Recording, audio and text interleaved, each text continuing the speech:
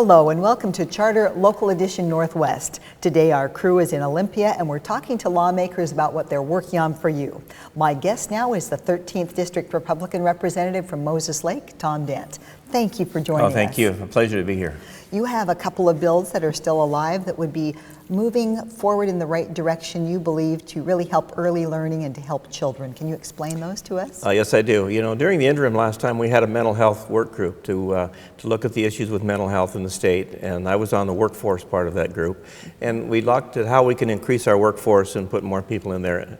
And, you know, that's going to take a while. We have to fill a pipeline with new people, with new professionals. But in the interim, we looked at reducing the paperwork requirements on our current mental health professionals. And currently, right now, they could put 2 hours into serving a client, speaking with a client, and come back and maybe spend 4 or 5 hours doing the paperwork required to back that up. And to me, that is just exhausting. It is. It's ridiculous. So, you know, the bill is to reduce these paperwork. Let's get in there. Let's stop the duplicative paperwork and find a more efficient way to do this so we can, the mental health professionals that we do have right now, we can put them to doing what they're trained to do.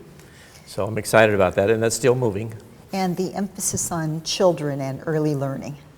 Yes, I'm real passionate about our children and our foster care program. One of the things that when I came here was my big interest was our children in foster care. How can we improve our foster care program? And you know, as I said when I originally ran for office, our foster care program is broken, and it still is. We're working to fix it, and we're making headway. And one of the things that came out of, there was also a Blue Ribbon Commission last interim to decide how we could maybe improve the issues around children and you know, in an early learning situation. So there's a bill out there at the moment to merge the early learning, Department of Early Learning, with Children's Administration. So to take Children's Administration out of DSHS and merge it with the Department of Early Learning. Now, you know, this is a legislative effort. So, and as the ranking member on the Early Learning and Human Services Committee in the House, and you know, I'm in the middle of this, and we're working hard to put together a new department, merge these two, that is efficient, not just rearrange the deck chairs, but you know, find some efficiency and improve what we're servicing, not only in early learning, but also our foster care and CPS programs.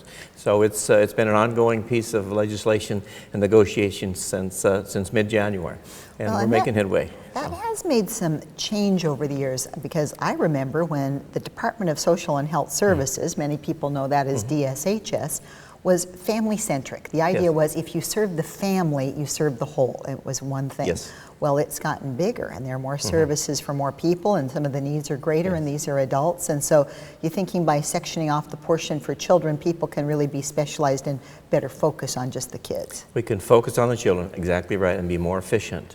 And you know, one of the requirements that we're putting in this new legislation or the new department is to go upstream. And we have families in crisis. Before we think about taking children out of families, let's see if we can help the families a little bit. We live in a different world than we did when I grew up. You know, there's different things out there, and you understand. So we can find a way maybe to help these families in crisis before we get there. And you know, there's a lot of drug addiction issues. The interesting thing, the number one reason that take children out of homes is due to drug addiction or drug and alcohol abuse. And so maybe we can work at getting these parents that are having issues into treatment. Right now it could take anywhere from 6 months to a year and a half if we have a home in crisis to take a parent and put them into treatment. And we can, that's another thing we can do, is speed up our efficiency and see if we can't get them there quicker, and we can keep that family intact, because you know, the children want to be with their parents. Yes. And we should only take them out at absolute last resort to keep them safe. So. Well, your work here is always from the heart. I have admired that about you. You have a great love and passion for the Western lifestyle, horseback riding. You are a great aviator. You love to fly. You love the kids, try to help them. And you like to pattern your politics after Abraham Lincoln. So all of that makes you a little bit more unique here, and you're working on some things for aviation. How's that progressing? Well, I am. You know, aviation in the state of Washington is really big. You know, it's bigger than most people and citizens realize in the state. So, you know, a couple of things we're doing. I've served on a committee before I was elected, and we went out and we analyzed the condition of our airport infrastructure in the state, and we realized how far behind we are on maintenance and upkeep with this. And so then we spent another year deciding how much it was going to cost to fix it. Okay, and we've come up with some big numbers that are a little.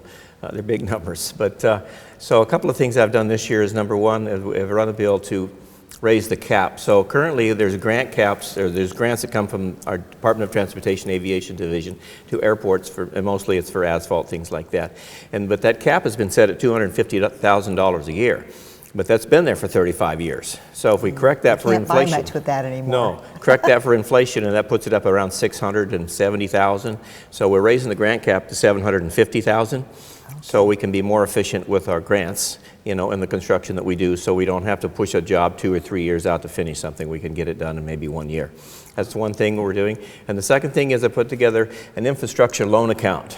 So it'll be a low-interest loan account that we can loan to these airports, municipalities, whatever, where they want to do some more improvements. And one of the things that we could do with the loan account, you can't do with the grants, is we can put together loans, and these airports could go in and build hangars and do things to lease for economic development. Currently with the grants, we can't do that. We're real limited in nature what we can do. But with our loan account, our airports will be able to borrow money, build hangars, and work on economic development. So I think that will be a great thing. This is simply a loan account, and next year we'll figure out how we're going to fund it. But it's a low interest loan account is the plan. All right, Representative Tom Dent, we thank you so much for being here. Thank you. Wish you good luck with your work this year. And we thank you for joining us. I'm Dana Cowley in Olympia, and this is Charter Local Edition Northwest.